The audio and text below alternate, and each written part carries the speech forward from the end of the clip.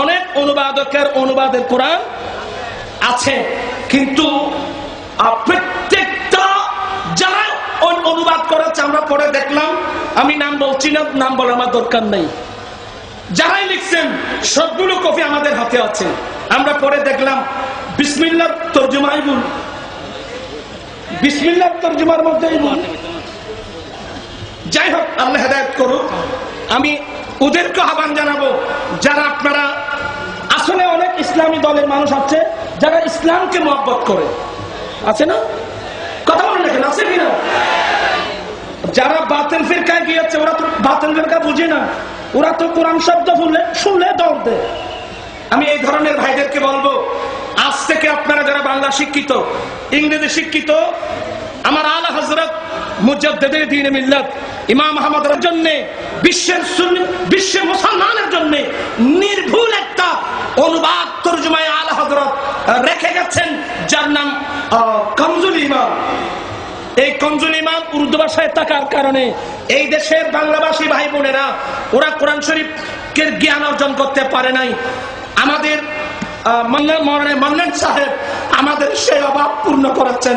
আমি আজকের মাহফিল থেকে সবার কাছে দোয়া চাইবো, আল্লাহ ওনার হায়াতের মধ্যে কোটি কোটি বরকত দান। বাংলা শিক্ষিত, ইংরেজি শিক্ষিত ভাইরা আপনারা কনজুল ইমান গ্রহণ করবেন এবং আপনি কম্পেয়ার যাবেন, যখন আপনি কম্পেয়ার যাবেন কোনটা বিশুদ্ধ কোনটা অশুদ্ধ আপনারা নিজেরাই বুঝতে পারবেন। আপনারা কি মনে কষ্ট নিচ্ছেন? এই কোরআন শরীফ পড়বেন তো? আমি আপনাদেরকে কিছু নসিহত করব।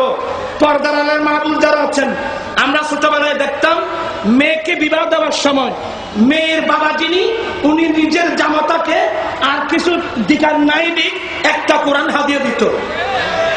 একটা কোরআন, একটা ওয়াজিফা, একটা জায়নামাজ মুসাল্লা, একটা রিয়াল সহ মেয়ের বাবা নিজের জামাতাকে এই কোরআনগুলোকে দিত। কথা বলে না কেন? আজকাল কি দে বাবা, আজকাল কি দে বাবা? আজকের মাহফিল থেকে, তাফসীরের কোরআন মাহফিল থেকে আপনাদেরকে নসিহত করা হচ্ছে, আবার আমাদের ঐতিহ্য ফিরে আসুক। আগামী থেকে আমরা আমার মেয়েকে বিবাহ দেওয়ার সময় আমরা তরজমায়ে কোরআন কনজুল ইমান দেব। বন্ধু বান্ধবের বিবাহের মধ্যে কনজুল ইমান উপহার দেব, মেয়ের বিবাহের মধ্যে কনজুল ইমান উপহার দেব। আমি নিজেও পড়বো, আমার ছেলে মেয়েরা পড়বে, আমার কন্যা শাশুর বাড়ি থেকে নিজেও পড়বে, শাশুড়িদেরকেও পড়াবে, নিজের ছেলে মেয়েদেরকে পড়াবে। সে একজন আল্লাহ রাসূলের প্রেমিক উম্মত হতে পারবে। ঠিক কিনা ভাইরা আমার? আপনারা কি রাজি আছেন তো? না কোরআন বাদ দিয়ে ফেলছেন?